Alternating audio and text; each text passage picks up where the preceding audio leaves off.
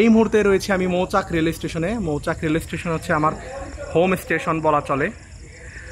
এইখানে কিন্তু ইন্টারসিটি কোনো ট্রেনের স্টপেজ নেই।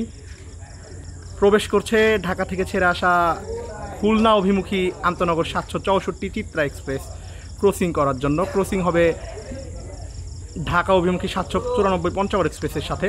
এদিকে পঞ্চগড় এক্সপ্রেসও কিন্তু আউটসাইড হয়ে আছে।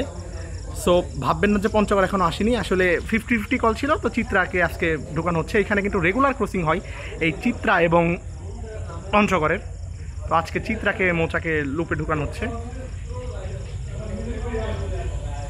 ঢুকে গেল চিত্রা।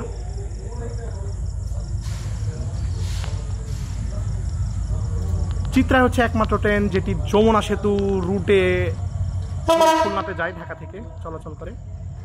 764 চিত্রা মৌচাক ইন করলো 8:55।